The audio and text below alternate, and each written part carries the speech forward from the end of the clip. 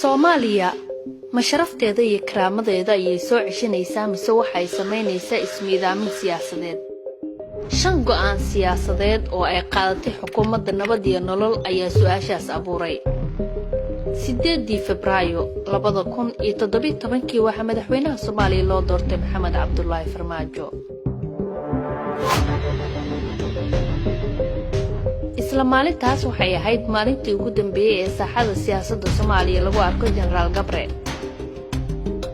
sida caasimadda online ay warisay xilligaas Gabre waxa uu ahaa shisheeyihii ugu horreeyay ee uu Farmaajo dalka ka cayriyo. Gabre oo ahaa la taliyaha arrimaha siyaasadda ee xogayaha IGAD ayaa wixii markaas ka dambeeyay waxa uu u dhaxeeyay Addis Ababa, Djibouti iyo Nairobi ka hor inta xilka IGAD laga ceyrin 25 Juun 2018. 5 Juun 2017 Sacuudiga, Imaaraadka, Masar iyo Bahrain ayaa xiriirku jaray Qatar. dalal badan oo Carbeed ayaa la saftay xulufada Sacuudiga hase yeeshee dawladda Soomaaliya waa ay diiday waxayna qaadatay go'aan dhexdhexaadnimo. siyaasiyiinta Soomaalida qaarkood iyo maamul goboleedyada ayaa go'aankaas u arkay mid qadar lagu taageeray laguna halisgeliyay xiriirkii soo jireenka ahaa ee Soomaaliya kala dhaxeeyay Imaaraadka iyo Sacuudiga iyagoo tuhmaya xiriirka hoose ee Qatar iyo agaasimihii filla Soomaaliya xilligaas Fahad Yaasiin. waxaa sidoo kale dadka qaar u arkeen in tani halis ku noqon karto ganacsatada Soomaaliyeed ee Dubai. sida ay ogaatay caasimadda online, dawladda Soomaaliya waxa ay xitaa diiday lacag $80 milyan oo dollar ah oo Sacuudiga ugu yabooheen si ay ugu mid noqoto xulufadooda. xiriirka Imaaraadka iyo Soomaaliya ayaa sii xumaaday waxaana 8 Abriil sanadii 2018 garoonka diyaaradaha magaalada Muqdisho lagu qabtay diyaarad lacag malaayiin dollar ah oo siday Imaaraadka. ugu dambeyn 16 Abriil saraakiisha Imaaraadka Muqdisho ku tababari jiray ciidamada Soomaaliya ayaa isaga baxay kadib markii ciidanka ay kala wareegtay dawladda Soomaaliya.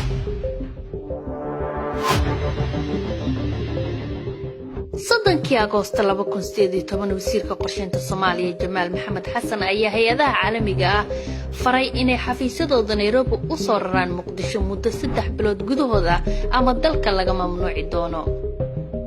17 Diseembar 2018 dawladda federaalka waxay mar kale qaaday talaabo ka dhan ah shisheeyaha saameynta ku leh Soomaaliya waxayna dalka ka mamnuucday shirkadda Sahan Research. Sahan Research waxaa leh nin Kanadiyaan ah oo lagu magacaabo Matt Payden horena uga mid ahaa kooxda qaramada midoobay ee kormeerka xayiraadda hubka ee Soomaaliya Eritrea UN Monitoring Group. Payden ayaa la aaminsan yahay inuu ahaa mid ka mid ah hay'adaha sirdoonka ugu xiriirka badan Soomaaliya.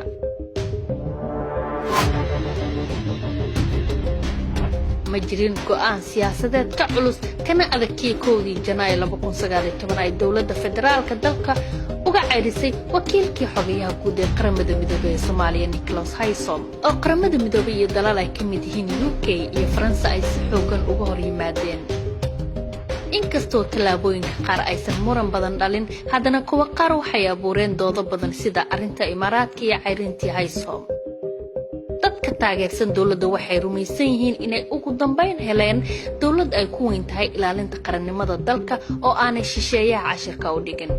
hase yeeshee xubnaha dawladda dhaliilo waxay caasimadda online u sheegeen inay sameynayso ismiidaamin siyaasadeed oo cawaaqib xun yeelan karto. waxay ku doodaan in Soomaaliya aysan waqtigan joogin meel ay kula loolanto dalal iyo hay'ado ka saameyn iyo awood badan. waxayna leeyihiin xitaa waxa hadda guul u muuqda ayaa noqon kara guul kooban oo ay mustaqbalka ka dambaysa cawaaqib siyaasadeed oo sanado badan saameeya dalka.